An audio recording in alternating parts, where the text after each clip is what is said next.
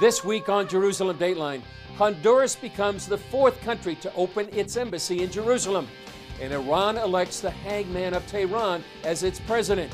What will it mean for Israel, the Middle East, and the world? Plus, a solidarity mission takes Israelis to the U.S. to stand with the Jewish community against anti-Semitism. All this and more this week on Jerusalem Dateline. Hello and welcome to this edition of Jerusalem Dateline. I'm Chris Mitchell. We opened with good news today. Honduras became the fourth country to open its embassy in Jerusalem after the 2018 move of the U.S. Embassy and President Trump's recognition of the Holy City as Israel's eternal capital. Many see this as a positive sign that more countries will also recognize Jerusalem as the capital of the Jewish state. Honduran President Juan Orlando Hernandez told CBN News why moving the embassy marked a special day for his country.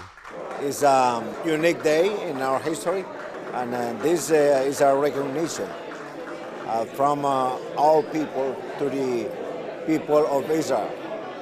And I believe that this is going to be good today and tomorrow. Upon following through on the commitment, Israeli Prime Minister Naftali Bennett recognized the courage it took Hernandez to move the embassy. Mr. President, Honduras, under your leadership, stands consistently with Israel in the international institutions when it is not always popular, and sometimes it comes with a cost. And this is the evidence of the friendship and the willingness to take action, including paying a price. And I want to thank you and the public in Honduras for this support. Some see today not only as an historic day for the nation of Honduras, but also part of an ongoing prophetic movement. So what Honduras is doing, in a way, it aligns itself, you can say, with God's purposes for this nation, but not only Israel, but for the whole world. And I'm convinced that God is going to bless Honduras for that. A delegation of nearly 20 pastors joined President Hernandez. The Lord is helping us to have a better relationship with a country that we are in brotherhood. While Honduras becomes the fourth country to move its embassy to Jerusalem, many expect more are coming. I see that this is just the beginning. I think that we're going to see faith-based diplomacy grow in Latin America. In Africa, we're going to see an embassy move soon from the country of Malawi, Eastern Europe. This is a process that is happening all over the world. President Hernandez felt a unique honor to be part of this moment in Honduran history. I thank to God because He allowed me to be here in this moment, trying to serve the Honduran people, and nobody else has been in this position to take this decision. Thank to God for allowing me to be here and to be part of this moment in history. Israel's Chief of Staff General Aviv Kohavi met with his U.S. counterparts in Washington and delivered a warning about re-entering the Iranian nuclear deal. Back in Tehran, Iran announced the results of the election for its new president, Ibrahim Raisi. Many believe the election of Raisi sends an ominous signal to Israel, the region, and the world. As Iran's Supreme Leader Ali Khamenei boasted how the Iranian nation fulfilled its democratic responsibilities, many others called the election a sham. They didn't even put up the facade of democracy. It was a one-man race. Anyone who could have threatened his victory was screened by the Guardian Council about a month ago, so they wouldn't get in the way. As a prosecutor and member of the infamous death committees in the 1980s, the incoming president, Ibrahim Raisi, earned the nickname the Hangman of Tehran. The executioner is now in the head of the executive branch. He sentenced thousands of people to death. They're the death sentences of the mass murders of 1988 that were buried in common graves without even marking. In 2019, the U.S. government placed sanctions on Raisi, and Amnesty International has called for him to be charged with crimes against humanity. Official results indicate less than 50% of Iranians voted, an historic low turnout. Some claim it was even less, as dozens of videos online show no one at many polls. In an election where they know a murderer will win, why hold it? These Iranian mothers joined an online appeal to boycott the election. Dear brave Iranians, don't vote in these elections. We have been voting for 40 years. This is the result. They killed our children. In Jerusalem, new Israeli Prime Minister Naftali Bennett says the election results will hopefully open the eyes of the world to see Iran for what it truly is. Raisi's selection is, I would say, the last chance for the world powers to wake up before returning to the nuclear agreement and to understand who they're doing business with. These guys are murderers, mass murderers. A regime of brutal hangmen must never be allowed to have weapons of mass destruction that will enable it to not to kill thousands but millions. During his first press conference as president-elect, Raisi said he will not meet with Joe Biden, and he insists Iran's ballistic missile program and its support of regional militias like Hezbollah are non-negotiable. Gary Lane discussed Iran's new president with Benham Ben Taleblu, a senior fellow at the Foundation for the Defense of Democracies. Renegotiation of the landmark 2015 nuclear deal, the Joint Comprehensive Plan of Action, continues in Vienna. Those involved in those talks with Iran, China, Russia, France, Germany, and Britain say they're nearing a deal. So Iran is now at 60%, a 60% level of uranium enrichment, and it won't be long before they have enough for a nuclear bomb. So how likely is it that this agreement will prevent that from happening, Ben? Well, if the Biden administration, along with the international partners that you mentioned here, actually spends all this time resurrecting this fatally flawed and fast expiring nuclear-only deal, then there is no guarantee at all, because this deal never really prevented Iran from getting a nuclear weapon anyway. It simply was a timeout for some of Iran's most sensitive nuclear programs. And of course, now knowing what we know with the Israeli Atomic Archive, it didn't even pause the entire Iranian program, because there is more undeclared sites, more undeclared facilities, more undeclared material than was previously known in 2015 or 2016. So there is very little strategic utility, in my view, in spending all this time, all this capital, resurrecting a deal that is so fatally flawed. And you can see the proof in the pudding. It's not just me telling you. The hard right flank in Iran that Raisi is from, many of them actually covet this deal now. Raisi is talking about, at least during the presidential debates, he talked about being a better enforcer of the JCPOA. And his first press conference after getting elected, or after getting selected, I should say, was about not extending it, not making it longer and stronger and broader like the Biden team wants. So in many ways, spending all this time, energy, and capital, particularly while the Iranian people are suffering, and particularly when the regime feels so comfortable putting a mass murderer at the helm, is not wise. So full steam ahead towards nuclear development. What might this new hardline president then, and a potential renegotiated nuclear deal with Iran, mean for Israel and the United States? Well, when it comes to the foreign and security policy, it's really more a question of volume. It's not like he's going to be able to change the trajectory overnight, nor does he even intend to, but he can make a bad situation even worse. The Iranian supreme leader gives guidelines, goalposts, policy end states, directions, and red lines, but really there is a certain measure of latitude afforded to each president.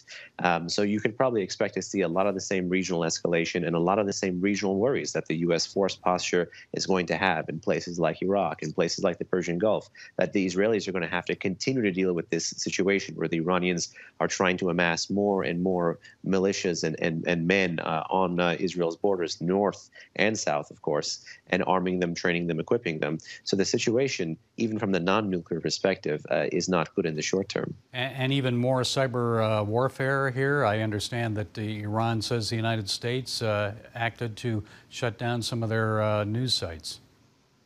Well, this may be some good news in the world of deplatforming for those of us who are watching the more digital space. There are entities, as you know, that take advantage of the fact that they have a .com domain. The U.S.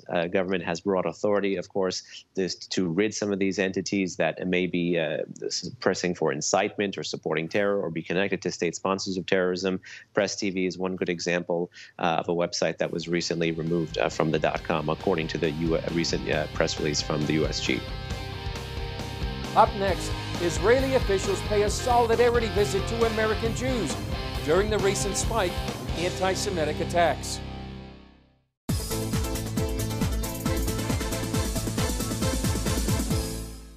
His story has inspired the world for thousands of years. Israel's most famous king. While some scholars doubted his very existence. You cannot claim that King David is a mythological figure. Journey deep beneath the ancient city of Jerusalem and see proof of Israel's celebrated hero. Get Written in Stone, House of David. Join host Gordon Robertson on an expedition through the evidence supporting the Old Testament. Extraordinary discoveries made headlines around the world. See where the shepherd boy slew the mighty giant. We are shedding some light on the story of David and Goliath. Explore the relics of the Davidic age. There was a significant structure standing here. And discover proof of King David's legacy. This is a royal house. Written in Stone, House of David can be yours for any dollar amount. Call 1-800-700-7000 or go to CBN.com. Available now. Watch breaking news, in-depth exclusive stories and programs from health to entertainment you won't find anywhere else. The CBN News Channel, a perspective you can trust. Enjoy credible news reporting from around the world. Discover inspiring programs and stories of hope, all in one place from a Christian perspective. The CBN News Channel, a perspective you can trust. To watch the CBN News Channel, download the app or visit cbnnewschannel.com. The Bible tells us to pray for the peace of Jerusalem. In CBN's free guide, 10 Ways You Can Pray for Israel, you'll learn spiritual lessons from Israel's patriarchs, prophets, and beloved New Testament leaders, while also discovering how you can pray for Israel today. Get your free copy. Call 1-800-700-7000 or go to cbn.com/pray-for-Israel. American Christians and Jews usually come on solidarity missions to stand with Israel. But Jerusalem's deputy mayor led a special delegation to the U.S. to stand with Jewish communities that are suffering from a rise in anti-Semitism. CBN Middle East correspondent Julie Stahl spoke with Flor Hassan Nahum about that special mission. We are leading a solidarity mission to New York. We're literally meeting from morning to evening with different rabbis from different communities, with federations, with the different organizations dealing with anti-Semitism. And we're very happy to be here in order to show our solidarity to a community with these issues. How serious is the anti-Semitism there? Are they afraid? What we've heard is really a combination of narratives. We've heard people who are afraid for their children. We've heard people who are saying, you know what, it was a bad month. There was a lot going on. It was coming out of Corona. It was the war in Gaza. It's not so terrible, but we need to keep looking and checking that it doesn't get worse. So really there's a range of feelings going on here. But I think the overwhelming feeling is, how serious is the anti-Semitism there? Are they afraid? That they're very touched that a group of Israeli leaders are coming. It's like a reverse solidarity, because normally we're always receiving groups from this area, from the United States, in solidarity with Israel. Every time there's a conflict, every time there's a war. You visited Riverdale. They've experienced some particular attacks recently. What did you see there? So in Riverdale, we went to a range of Jewish communities, Chabad, ultra-Orthodox, modern Orthodox, and conservative. 3 synagogues were affected by stone throwing. And of course, they became much more on edge about the whole thing, the community. But what was very impressive to me was the unity between all these different streams in one community in Riverdale. I've visited in Paris, and there the Jews are afraid to walk around with the kippah on, with the yarmulke, and they're afraid to let it be known that they're Jewish many times. Do you sense that at all in the U.S.? When you speak to the majority of the people that I've seen, they're like, look, we're not afraid. This is Manhattan. And the truth is, I've seen a lot of people, certainly in the Jewish neighborhoods, wearing kippot without any fear. Is this encouraging anybody to make aliyah, to want to come to Israel? From what I know from my friends in Nefesh B'Nefesh and the Jewish Agency, is that there has been a huge increase in applications filled out to make Aliyah. I haven't quantified, see how many are coming from here. But I think in general, the COVID has created a feeling for people, for Jews around the world, that they'd like to be in Israel. That ultimately the diaspora and Israel, we're one people. And we have had the unwavering support of diaspora communities. The diaspora communities built Israel, let's be honest. Now, we're in a different place after, 72 years, 73 years of Israel, where we've become a strong country. I think this is now the moment for this to be a different relationship, a more evolved relationship, where the communities help us when we need it, but we help the communities when they need it. And that's our message here. We are here for whatever you need. Israel is a country of unprecedented innovation. If you need help for your current challenges, we have definitely the innovation and the solutions to help you. Up next, the 12th Imam, a mysterious Shia figure who is motivating the Iranian regime.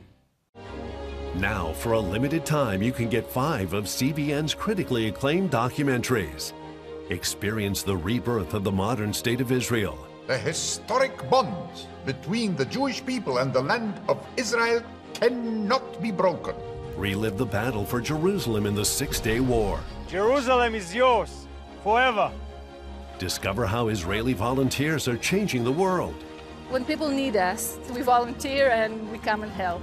Explore the world of Israeli technological innovation. We're people of dreams. God gives us dreams. And that's really the roots, I think, of much of our innovation. And understand the biggest land dispute in history. Many Palestinian Arabs claim that the Jews stole Arab land. But is that the real story? This exclusive Israel DVD collection can be yours for a gift of $40 or more. Call now or go online to get your Israel DVD bundle today.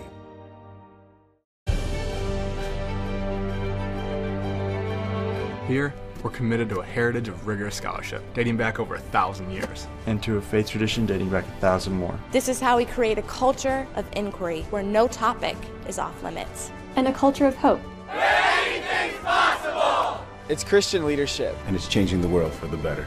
It's higher learning. It's greater knowing. It's what makes us whole. It's what makes us regent.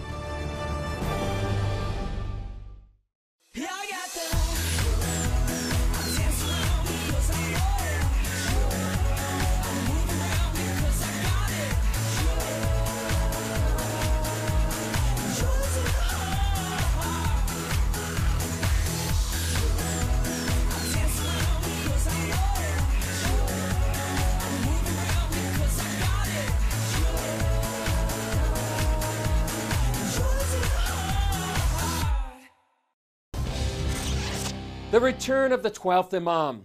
It's a core belief of Shia Muslims, and it's behind their drive of regional and global domination, destroying the Jewish state and driving the U.S. out of the Middle East.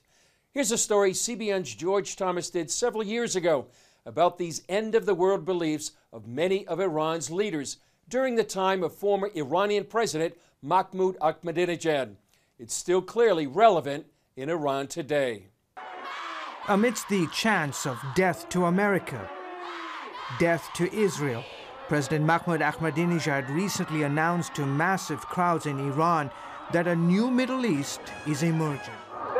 With the grace of God and thanks to the resistance of nations, the new Middle East will be realized soon without the American and the Zionist regimes. He says the chaos in the region is organized by the Imam Mahdi.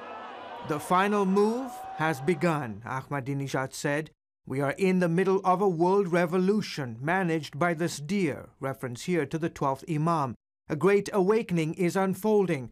One can witness the hand of Imam in managing it. To trace Ahmadinejad's messianic and end-time beliefs, you have to go to a mosque in the small village of Jamkaran, tucked in a corner of Iran. Behind this mosque, there is a well. And according to Ahmadinejad and millions of Shiite Muslims, out of this well will emerge one day their version of an Islamic savior.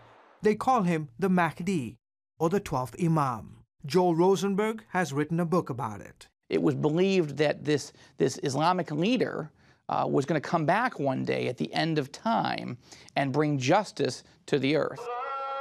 Tens of thousands of Muslims visit the sacred well each night. The opening of the well is covered by a green-like metal box to prevent people from jumping in. Most of the time here is spent praying and kissing the metal box. Others scribble prayer requests to the Mahdi on pieces of paper that are then dropped into the well. Many, like this young boy with a flashlight, believe the Mahdi is actually hiding at the bottom of the well, reading those prayer requests. I was looking into the well with my flashlight, hoping to see the Mahdi, but not tonight. According to Shia scholars, the Mahdi, a descendant of the Prophet Muhammad, vanished in the middle of the 9th century. Shia Muslims expect the 12th Imam to return at the end of history, at the end of days, when there's a time of great genocide, warfare, chaos in the world. Sunnis, who make up the majority of Muslims in the world, have different views on the Mahdi. For instance, they believe the Mahdi is yet to be born and will descend from Fatima, the daughter of the Prophet Muhammad. Shia Muslims believe the 12th Imam is alive and will reappear before the Day of Judgment. Brother Wahid, a Muslim convert to Christianity, hosts a popular television show seen across the Middle East. Absolutely. All Muslims are required to believe in the end times. Despite these theological differences between Shia and Sunnis on the Islamic Messiah, belief in the last days is mandatory. Enter Mahmoud Ahmadinejad. Since becoming the president of Iran back in 2005, Ahmadinejad has emerged as the Mahdi's most influential follower. In almost all his speeches, whether at home in Iran or traveling abroad, the president begs Allah to hasten the return of the Mahdi. O God, hasten the arrival of Imam Mahdi and grant him good health and victory and make us his followers. Ahmadinejad is reportedly tied to a radical Islamic society in Iran that believes man can hasten the appearance of the Mahdi by annihilating two countries, Israel, which they call the Little Satan, and the United States, which they call the Great Satan. Shias and Sunnis believe the end days will be marked by apocalyptic times. Just before the Mahdi returns, there will be chaos throughout the world. Wars, famines, and floods will ravage the earth. But when the Mahdi comes, he will bring peace and justice. Muslims believe that when the Mahdi returns, he will be accompanied by Jesus Christ, also known in Islam as the Prophet Isa. They believe that Jesus will physically return to this world. He will kill the pigs, break the crosses, kill the Jews, and defeat the Antichrist. But until that day comes, Ahmadinejad, who sees himself as a kind of John the Baptist figure, is telling the world to prepare. He believes the end of time is near, that the Islamic Messiah is coming, and the way to accelerate or hasten the 12th Imam's arrival and reign on earth is to destroy Judeo-Christian civilization as we know it. George Thomas, CBN News. Still ahead, CBN Israel helping new immigrants hit hard by the COVID pandemic. Thank you for watching Jerusalem Dateline. We're committed to providing you with unbiased reporting from the Holy Land. Through weekly broadcasts, podcasts, and online media, our vision is to reach millions around the globe with the true story of what's happening in Israel and the Middle East, all from a biblical and prophetic perspective. This is a big vision and is only made possible by the generous support of people like you. Call us toll-free at 1-800-700-7000 or go to cbn.com/Jerusalem Dateline and make a donation that will help spread the light of truth about Israel throughout the world. Chris? God wants the life you live to bring others closer to Him. Ever want to come to one of our Bible study meetings? 2 stories about being a witness for the Lord.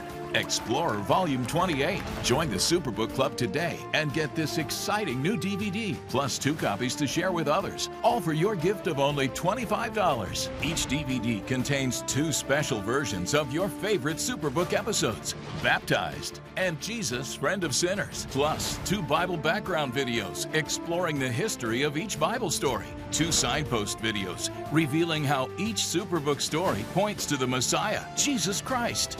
There's also a how to draw video featuring techniques for drawing John the Baptist from an award-winning artist, and even a special music video.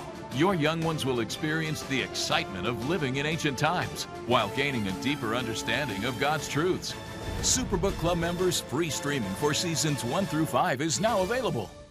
Hey, if you're tired and exhausted all day, you can't think clearly, and you really just need a cup or even a pot of coffee to get through your day, then join me, Dr. Josh Axe, for this new series where I'm going to teach you how to transform your diet and use essential oils and supplements to get a better night's sleep. Wake up to your best life. Call 1-800-700-7000 to get your free DVD or booklet of Protect Your Sleep today.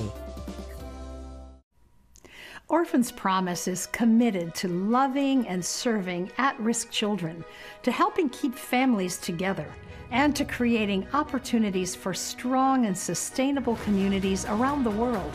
We're working in over 60 countries, and with your help, we can do even more.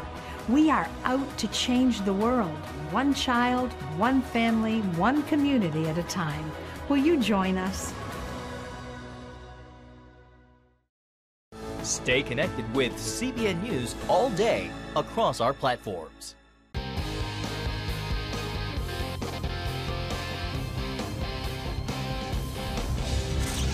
The COVID-19 pandemic hit everyone hard, and Ludmila, a new immigrant from the Ukraine, was no exception. She could barely afford basic food for her children. Take a look at how CBN Israel helped her out. Ludmila is a single mom from Ukraine. She and her children moved to Israel to start their lives over. She got a job taking care of the elderly, but then the COVID-19 pandemic hit. I was still struggling to learn Hebrew, and I didn't know where to go for help. For Ludmila, the hardest part was seeing how it affected her children. It broke me, trying to explain to them why we could only eat the cheapest, most basic food. Then another new immigrant told Ludmila about CBN Israel. When we learned about Ludmila, we started taking her groceries. The food is very nutritious, and my kids really enjoy it. It was such a wonderful surprise for you to do this for us. It gave me hope. Ludmila recently started a new job cleaning at her local courthouse. She says it provides more stability with flexible work hours. Thanks to CBN donors, Ludmila's family got the food they'd needed to see them through this crisis. Now they can build the future they hoped for in Israel. I'm very grateful for what you've done for my family during this time. There have been many challenges, and your support has meant everything. Thank you. That's a good news story here in Israel. Well, that's all for this edition. Thanks for joining us. Remember, you can follow us on Facebook, Twitter, Instagram, and YouTube. You can also access CBN content through our CBN News and other CBN apps. And don't forget to sign up for our email blast so you can continue to receive all of our exciting CBN content. I'm Chris Mitchell. We'll see you next time on Jerusalem Dateline.